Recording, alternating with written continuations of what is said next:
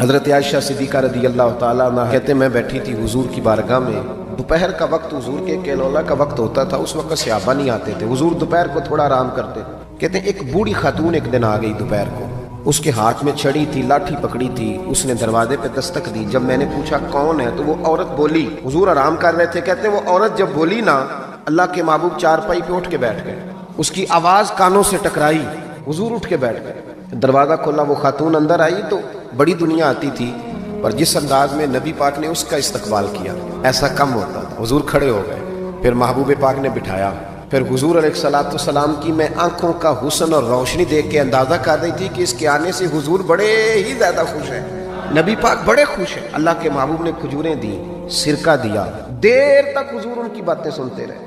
حضرت عائشہ صدیقہ کہتی ہے محب ہو کے محبوب نے، کنز المال میں حدیث موجود ہے، محب ہو کے محبوب نے باتیں سنی۔ دو قسم کے مہمان آتے ہیں نا، ایک مہمان فون کرتا ہے تو بندہ کہتا ہے میں کوئی نہیں گھر، پھر کبھی آنا، اور ایک مہمان ایسا ہوتا ہے جسے بندہ کہتا ہے اتنی بھی جلدی کیا ہے، ذرا ٹھہر جائیے، تھوڑا رک جاؤ، چائے بن رہی ہے۔ کس میں ہوتی ہیں مہمانوں کی؟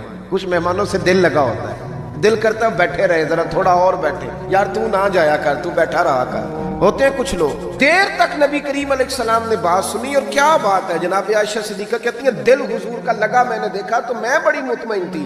اس خاتون نے کہا کہ اب میں نے جانا ہے، لگ رہا تھا کہ حضور چاہتے ہیں ابھی رکے، لیکن اس نے جب کہا نہ جانا ہے تو حضور نے فرمایا ٹھیک ہے۔ جب وہ جانے لگی تو حضور نے تحائف جمع کیے اور جناب بلال حبشی کو فرمایا ان کے ساتھ جاؤ اور چھوڑ کے آؤ۔ جناب عائشہ صدیقہ رضی اللہ تعالیٰ عنہ فرماتی ہیں، کہتے ہیں وہ خاتون چلی گئیں، میرا خیال تھا کہ حضور اب مسجد جائیں گے، جب رات کو آئیں گے نا بعد از عشاء تو پھر پوچھوں گی حضور یہ کون تھی، لیکن محبوب تو گئے نہیں، لیٹ گئے۔ میں اٹھ کے قدموں میں بیٹھی تو حضور کی مقدس آنکھیں کھلی ہوئی، میں نے عرض کی حضور یہ کون خاتون تھی، اور میں نے آپ کو تھوڑا انفرادی دلچسپی لیتے دیکھا، حضور کون تھی؟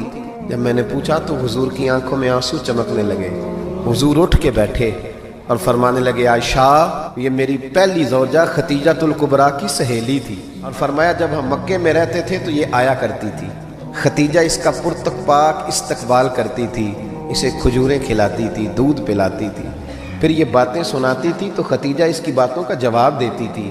فرمایا آج اس کی آواز کانوں سے ٹکرائی ہے تو ساری یادیں پھر سے تازہ ہو گئی ہیں۔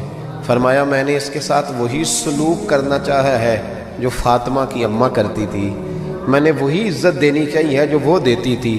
اور حدیث کا آخری جملہ اتنا شاندار ہے کہ اس جملے کو یاد کر لیں تو دستور بن جائے ہمارے لیے۔ محبوب نے فرمایا عائشہ تعلق اچھے طریقے سے نبھانا یہ بھی ایمان کا حصہ ہے۔